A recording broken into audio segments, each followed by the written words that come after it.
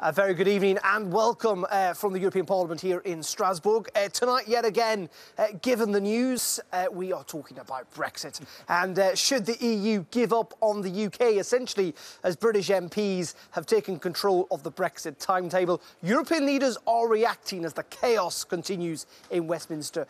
The EU is still unclear on what Britain really wants. And so, with that frustration, many are saying, should the EU essentially give up on the UK? What do you think, particularly if you live outside of the UK in Europe? Are you fed up to the back teeth of this Brexit process? Meanwhile, for those inside the UK or indeed elsewhere, have you changed your mind on Brexit? We know back in 2016, 52% of voters were in favour of leaving the European Union. Now, nearly 3 years on, they've had many, some would say, a change of heart. A new poll asks and has support for leaving at just 46% from what the UK thinks and remain at 54%.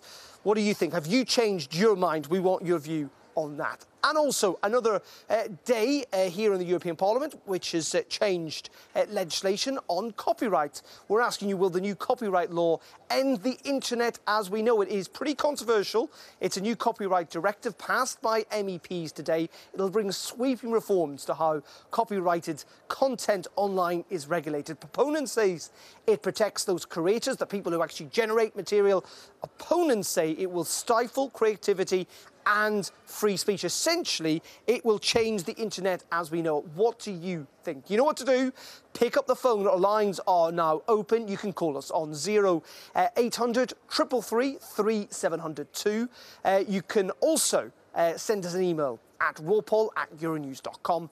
And we're live on Twitter and Facebook, so just join in the debate using the hashtag #RawPolitics. Now, joining us to debate all of this, we've got two splendid MEPs tonight. We've got Francis Zamet-Demek, who is a Maltese MEP with the European People Party, and Jacqueline Foster, a British Conservative MEP with the European Conservatives and Reformists. And we'll be talking to them, and you've got a chance to put your questions to them and your views to these MEPs, the people you help elect, over the next 45 minutes. But first, let's get the very latest news this hour and go to Euronews headquarters with the very latest with Isabel, who is in Lyon. Good evening.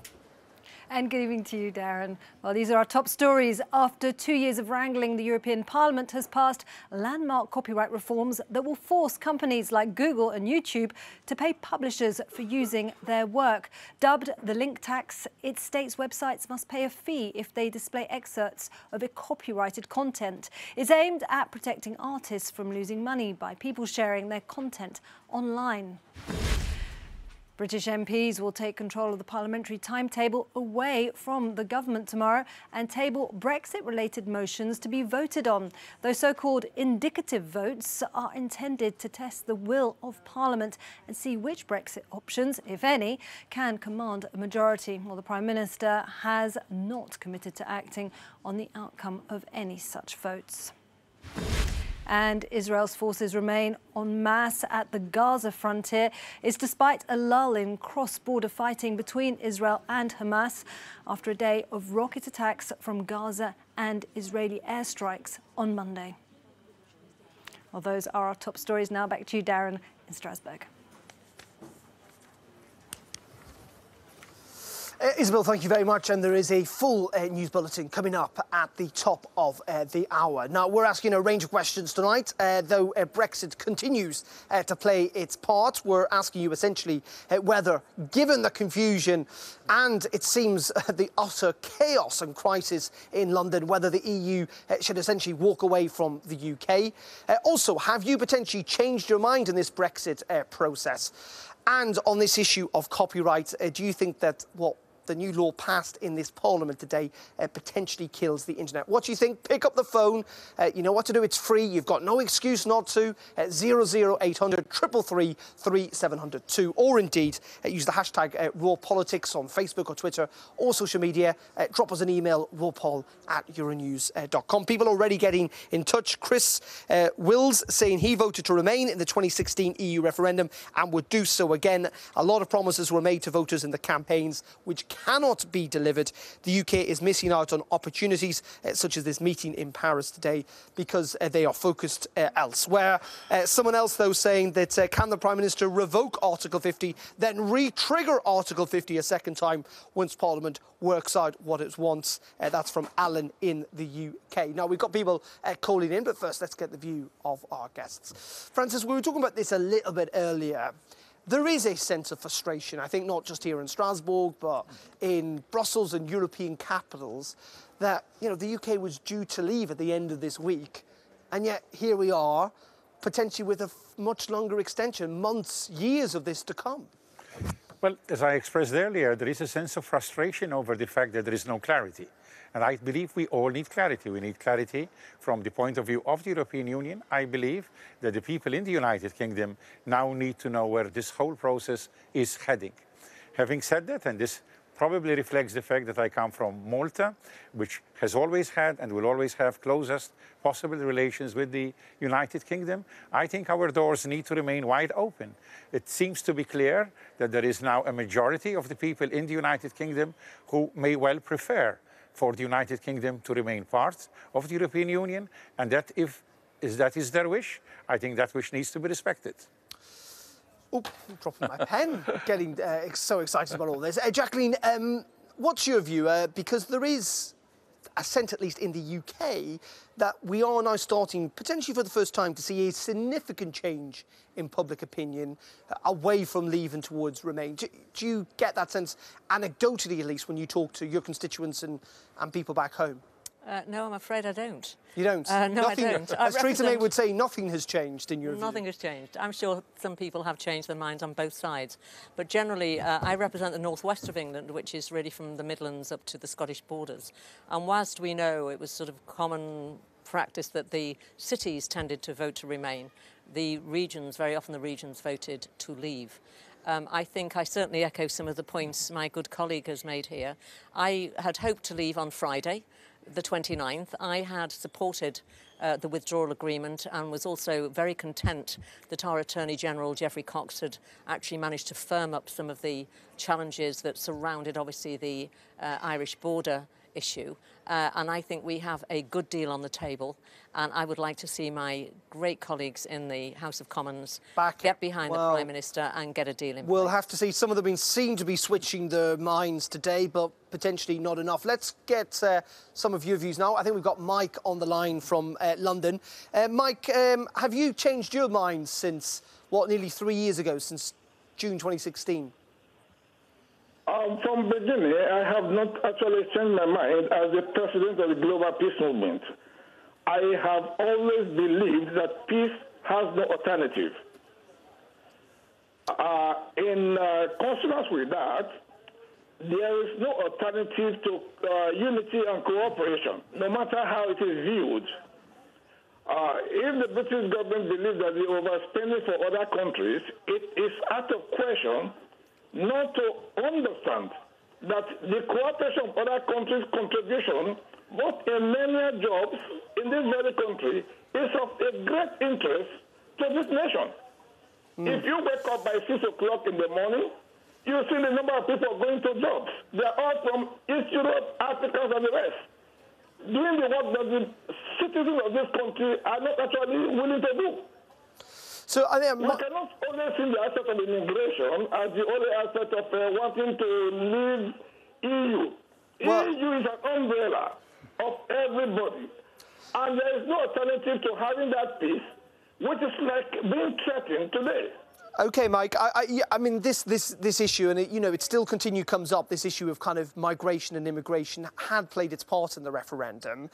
Do you think, given the fact that it's obviously going to be an issue in these EU elections as well, where do you think kind of British public opinion is? Because there's an awful lot of, 3 million EU citizens living elsewhere in Britain. Where do you think public opinion is about those millions of Europeans who live in the UK?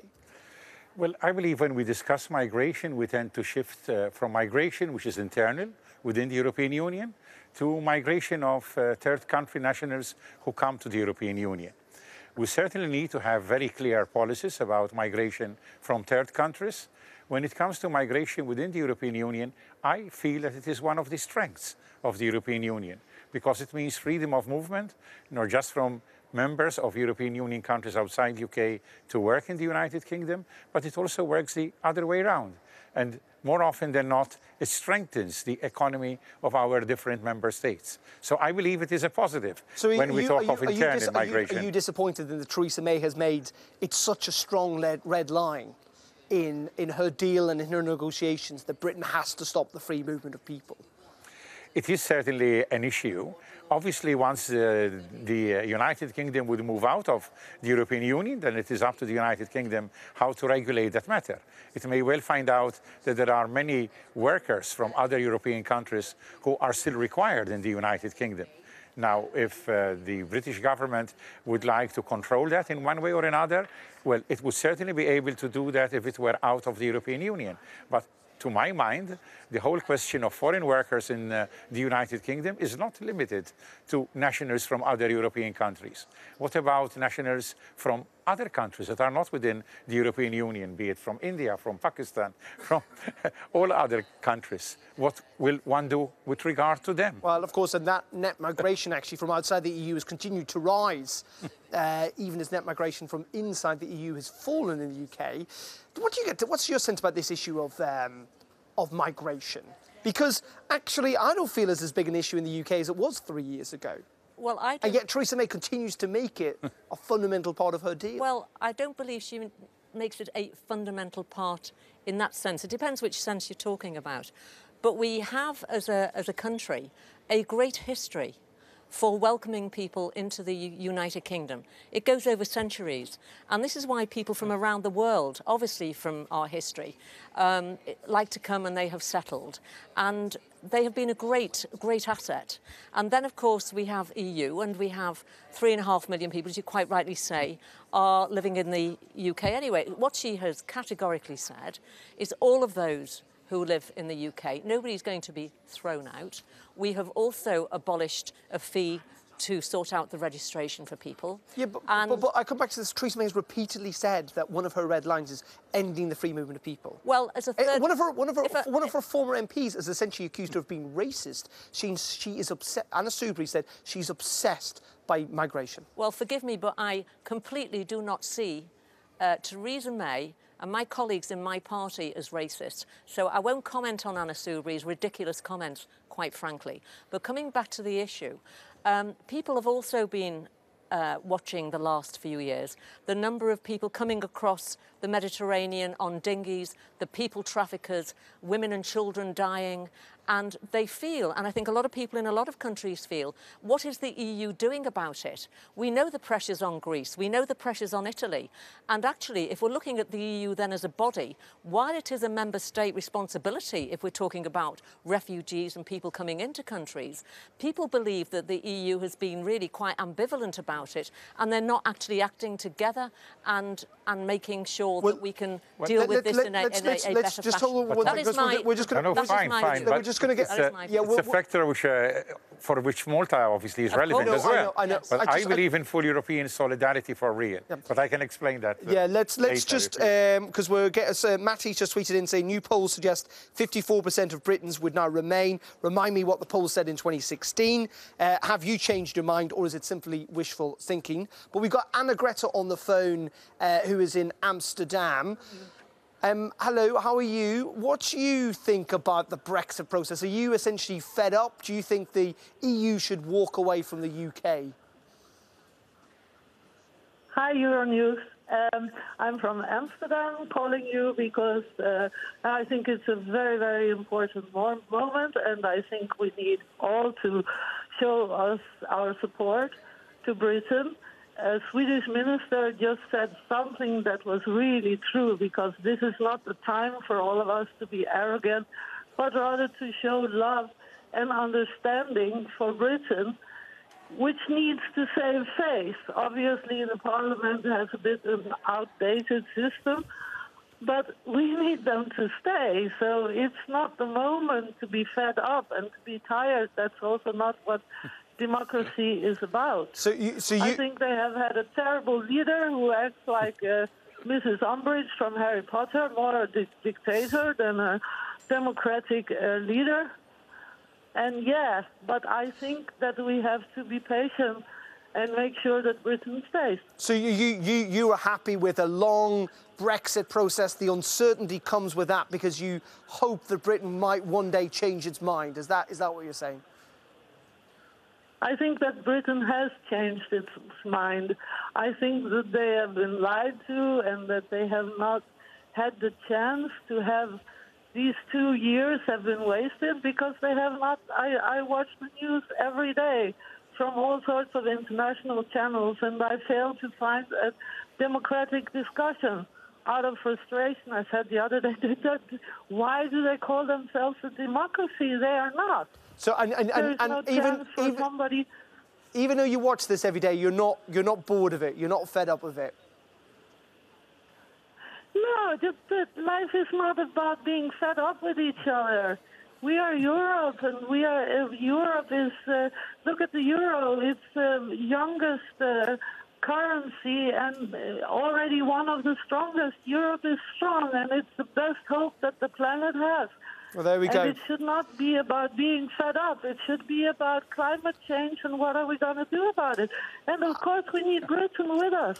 Anna-Greta, thank you very much for calling in from Amsterdam. Jackie, just very quickly on that, there clearly are people out there that feel a special affinity to Britain and are genuinely upset that it's leaving the European Union. Of course. I mean, the Dutch, my oldest and best friend in the UK is Dutch. I've lived in other countries myself. And, of course, it's one of our oldest allies. But, I come from, whatever's going on at the moment, I come from one of the oldest democracies in the world. And democracy isn't always perfect. And there are times during, I think, difficult challenges in any country where you'll find governments are really brought to the hilt. And yes, I would have liked this to have gone more smoothly. Do I think people were lied to? No, because I think there were arguments. There are tough arguments on both sides. And with actually, Anna, with your reference to the Prime Minister, I thought that was pretty... I thought it was pretty insulting, actually. I think your Prime Minister's great, actually, Mark Rutte. Okay. But on my side, I would defy... I don't know anybody else who could have picked up what would have ended up as a poison chalice. Well, with the views on both sides. I don't think try and obviously try and get a negotiated I don't think anyone settlement. could deny she's had a difficult task. Whether she's made the most of it, we don't know. So I live in hope. I am an optimist. Good, good. Well, we're just going to take a quick commercial break, and don't worry, I promise we will come back. I still would like to refer to the migration issue. And we will be talking about that and indeed all the other issues. Tonight we're asking you, should the EU give up on the UK? Have you changed your mind on Brexit? And also on this copyright law, very significant, will the new copyright law end the internet as we know it? Protests on the streets over the weekend. What do you think? Pick up the phone, get on social media, send us an email and join us, a couple of minutes here on Your Call. Welcome back to Raw Politics. Your Call. Tonight we are dashing through an awful lot of questions on Brexit. We're asking you whether the EU should walk away from the UK given the stalemate and frustration that we find. Also tonight, have you changed your mind on Brexit nearly 3 years after that referendum? We want to hear from whether you live in the UK or indeed elsewhere in Europe. And also we're asking this question on the copyright law, whether what has happened today in Strasbourg could potentially kill off the internet. We have carried out a poll on this. We asked whether the EU Parliament, when it's passed its controversial new copyright law, which will force companies like Google to pay publishers for using the work, critics says it threatens freedom of expression. We asked you, will it end internet freedom? Must be said, nearly 2 out of 3, 67% of you saying yes, you thought it would. We'll return to that issue in a second. Back to Brexit for a moment. Patrick tweeting in saying, or using Facebook, I should say, I hope for a hard Brexit. So they, referring to the EU, will come back with their tail between their legs. That's the case, isn't it? There is still an awful lot of people in Britain, rightly so or wrongly so, but they feel that ultimately Europe is damaged by Britain leaving the EU, and at some stage Europe will kind of ask for the UK back. I think the damage is on both sides of the fence, if you ask me. I think it's not beneficial for the European Union to carry on without the United Kingdom, but equally it is not beneficial for the United Kingdom to be outside of the European Union. Of course, I recognize that the decision with regard to the United Kingdom pertains to the people of the United Kingdom. And this is where I would hope that now the members of parliament in the United Kingdom will explore which are the options to regulate the relations between the United Kingdom and the European Union. And let's see what will happen over the coming weeks. Possibly, and this is also a vital part of democracy, there is now a case for holding a second referendum in the United Kingdom. Just to come back to an earlier point, the European Union does not generate any migration from third countries. The European Union, if anything, should be there to make sure that we have common mechanism and common rules to tackle an issue which would be definitely a very overburdening one on any member state individually. Let's get the view, though, of Jean, who's on the line from Plymouth. Good evening, Jean. Let's return to this question about whether... have you changed your mind from 2016, essentially?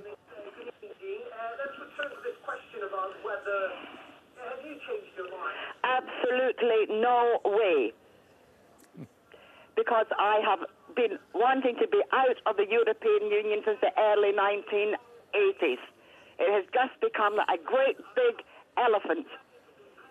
But what do you not worry and fear, as some people would argue, of the economic consequences that would affect Britain? Not one iota. Because as far as I'm concerned, Edward Heath signed away our fishing rights, right? But what would you like to see happen then over the next couple of weeks? Because MPs are now in charge. I would like to see us be out of the European Union with no deal, darling. And what happened if there was a second referendum? How would you feel about that? Surely it's a democratic thing to do. Oh, yes, but I would still want out of the European Union. OK. I would still vote to leave. So you've definitely not changed your mind. Absolutely not. 102,000%. Jean, just finally on this, though, do you at least recognise that it's not been quite as easy to leave as some of the Brexit... Of course I did. As some of the whole problem with the EU, it became too undemocratic from the start. It interfered too much. Well, let's put that to... and everybody. Let's put that to Jacqueline. I mean, you're part of this institution. And people do feel this. You hear this all the time from people in the UK, that they do not think the European Union is democratic. Are you democratic? Is it democratic? I've been here since 1999, and I am supporting Brexit. And I have played a significant role as transport spokesman, aviation, maritime, aerospace sectors. These are my sectors. And I'd just say to Jean, I sense your frustration.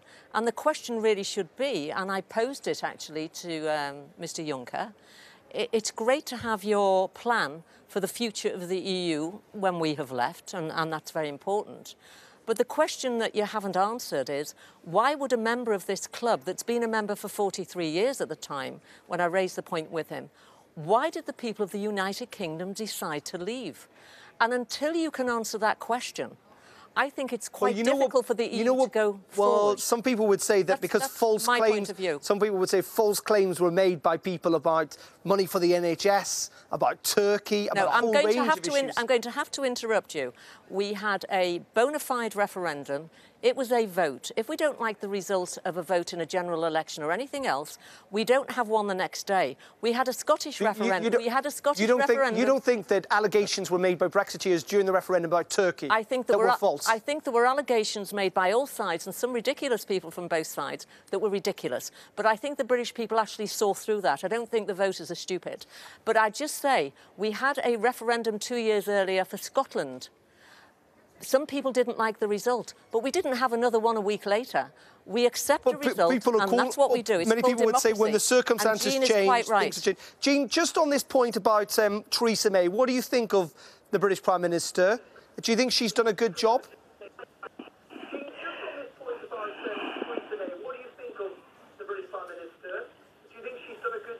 No, not particularly. I think she started off the negotiations completely and utterly the wrong way. But then she was handled a slightly chalice when most of the people were Remainers. And who would you like to see take over? Who do you think would be best to lead if she goes? To be perfectly honest, dear, I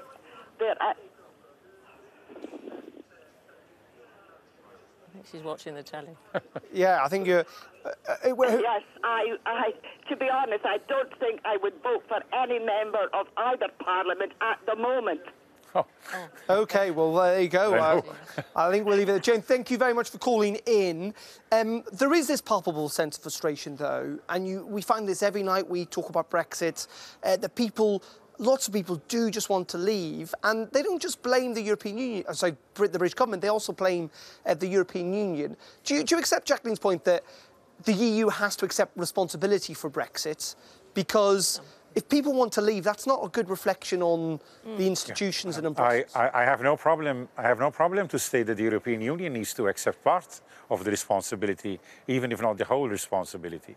But what seems to happen in many countries, and I'm not talking only of the United Kingdom, is that there has been this trend over the years for governments to claim victory and to claim success for whenever they achieve anything which is beneficial to their country.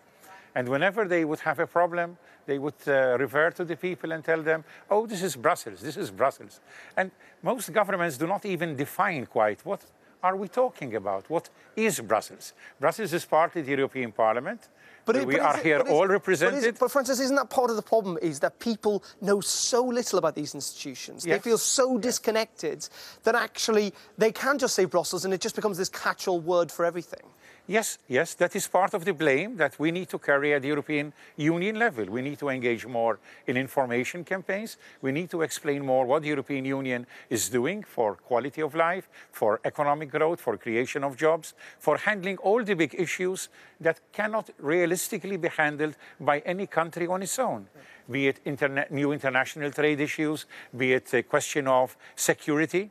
All throughout Europe, just to give two quick examples. And we need to explain that far better. Interesting, and it is something, don't worry, we're going to come back to this. We just do have to go to a break. I'm just saying that Stephen Pockley has got in touch via Facebook. Thank you for Facebooking to Stephen. He says, we've been betrayed, we voted to leave, we want to leave too, nothing has changed.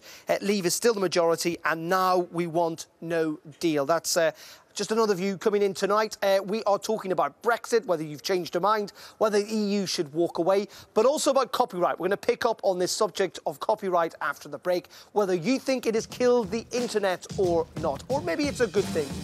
That and much more in the final 15 minutes of your call after the break. Pick up the phone, get in touch.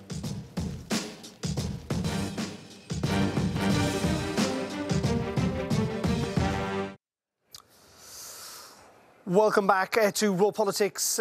Your call. We are yet again talking a lot about Brexit, but we are in what's pretty uncertain, confusing and chaotic times when it comes to Brexit. Lots of people getting in touch. iNick tweeting in saying Leavers voted for Brexit with a deal in place. They want the economic benefits of the bloc and none of the responsibilities. They want their cake and eat it too. Without a deal, there would be a redo of the votes. So that is the view of someone at least tweeting in. We've got Rasim, I think, on the line from London. Good evening to you. Well, it's 3 years since the referendum. Have you changed your mind at all? Yes. No, I haven't changed my mind. And I think the majority of people voted for the Brexit. And I think we have one of the most developed democracies in Europe. We haven't got single the right wing, the MP in our parliament, and we have a very heated debate over Brexit. But I think regarding the attitude, regarding...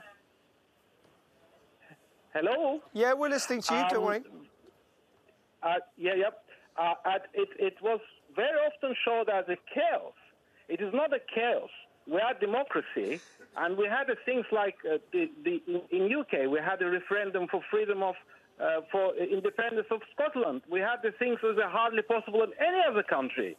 And rather than getting support and understanding and get this process into proper divorce, we had lots of criticism and lots of unjustifiable criticism from my point of view. And that would have been very great opportunity for Europeans to create the process for civilized divorce. Yep. And surely United Kingdom got to be friend of Europe for all times. Considering where we are now, and you haven't changed your mind, what do you think needs to happen next? What needs to happen next? I think, unfortunately, everyone should follow the Theresa May, because she negotiated agreement with European Union. Well, why do you say? European Why do you say? Knows what to expect from. Why do you say unfortunately? I would say because there are a lot of people thinking it should have been a better deal. We had a lot of people, for example, we have to take into consideration that majority of people in UK are pro-European. They want very close ties. But the law works in such a way that if we have a majority, then majority actually commands the outcome. Interesting. And do you think she should remain as Prime Minister quickly? I think she should. She should stay there, and she's a kind of person trying to bring people together. She hasn't got the credit for what she does, and I think she got a massive resilience. Lots of people probably left before. Interesting. Rasim, thank you very much for calling in. A supporter there of the British Prime Minister Theresa May. We don't often get them, it must be said, on your call. It must be said, though, despite our last caller, many people think she's toast. In fact, many people think she may well tomorrow set out her departure date without her deal getting through. And that's a massive failure, isn't it? As difficult as her task was, Jacqueline. Well, I have been listening to for the last 2 years of various people telling me that she was toast by next Tuesday or toast in 3 weeks' time. We then had a bona fide challenge, clearly, a vote of confidence in the Prime Minister not that long ago. And which a third of her MPs voted against her. A majority is a majority, can't have it both ways. And that means she remains in that position without being challenged for a year. It's up to her what she wants to do in the future. But I defy anyone to come and tell me who would have done this job, who has had the patience and tolerance over these last 2 or 3 years to try to bring the sides together, because they are very diverse, respectable views, to try and bring this together. But where your callers are right, what is important, before we can move on and decide which way we are going, we've got to get the withdrawal agreement in place. Industry, business, high-end manufacturing, the aerospace industry, they need to have that certainty. You keep saying that, so we can move forward. I have to keep saying it, because enough people are watching and they know what I'm saying who are working in these industries. Yeah, but my problem is that this is, many people would say why Theresa May needs to go is because she's tried that twice. She may well go for a third time. She's like literally banging her head against a wall. If you get defeated twice, we live in a democracy, by historic proportions, shouldn't she accept that's dead and she should open up genuine talks with other parties, something she's refused to do over the last couple of years? No, I don't agree. And compromise. Compromise on her red lines. I am going to interrupt you there. I have sat on enough trilogues. These are the institutions for people. This is the jargon. Over the years in this Parliament with reports, whether legislation, and we sit there and we put the same things back and back all the time and we tweak them until we get to what the deal is. Well, it wasn't totally in her control to determine the outcome. There was 27 countries in this debate, and that's where we are. Let's just get the view very quickly, because I think, look, just hold on a second. We're actually going to take a really quick break because we've got people on the line who we want to get to. So do stay tuned. Coming up, we've got, the last 5-7 minutes of the programme. Still time to get in touch. Join us in a couple of minutes and we'll continue to take your calls here on Raw Politics, Your Call.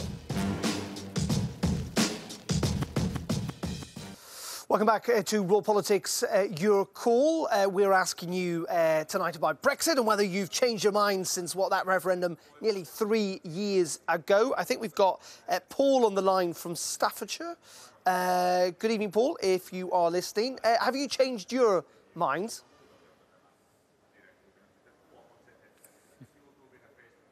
We don't have Paul on the line. We're hoping we have got someone, I think, on Skype from Cyprus. There we are. Good evening to you.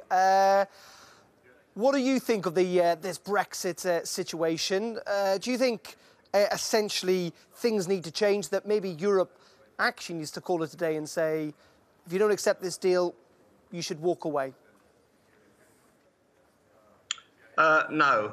The referendum, we were lied to. We weren't told the truth about how it was.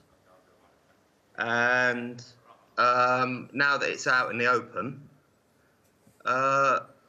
we can't agree. The government can't deliver what they promised, because they couldn't promise what the referendum was about. So they promised they'd leave the EU, thinking we can just terminate this contract, and that's that. We're going to ride off into the sunset and make new deals with other countries, just like the good old days of colonialism. But it's not working that way. Do you feel that you were lied to during the referendum? I knew I was being lied to a referendum, because I got a letter through my post saying, if we don't vote to leave, 80 million Turks are going to be coming to my doorstep. And what I was lied to, saying that we're going to leave the EU and we're going to get 3 million extra pounds a week, or 3 billion extra pounds a week into the NHS. And just what do you... Who believes that? That's absolute rubbish. We all knew that wasn't going to happen. And just very finally, I mean, what would you now like to see happen? What do you think the solution to this is? Well, MPs like the one you've got on next to you, she should stop lying to her people, promising something that she can't deliver. OK, thank you very much. We'll put Stop trying to win votes. We'll put that, Jacqueline. There you go. I could pick on this. Listen, Britain cannot leave the EU. Called me a liar. Just like when you sign up to a contract, they can't leave NATO, they can't leave the United Nations. OK, thank you very much. The public have to be told this. Thank you very much for Skyping in. Much appreciated. You know, there's a depth of feeling on both sides. I mean, whatever you think, people do feel they were lied to, Jacqueline. Well, can I just comment, because the person that called in just called me a liar. Yeah. Well, first of all, I'm not a member of Parliament. I am a member of this European Parliament, and I won't be standing again. And any information that I happen to impart, because I certainly wasn't going around with banners anywhere, I will do it factually, and I will do it correctly. So I'm just correcting that. I understand the frustration of the caller. You know, he lives in Cyprus, obviously, and things are in limbo. And I think the real lack of information, the real problem that came into all of this was the lack of understanding generally across the piece of the transition, how you moved from being a member of this 43-year club, of course, to a much and all the legislation that had taken, you know, that was part of that, how you moved out of the club, and you did it in a grown-up I'm just going to bring Francis in, because we've got about 30 seconds left. What's your general... Well, this is why I believe that the argument for a second referendum is a very valid one.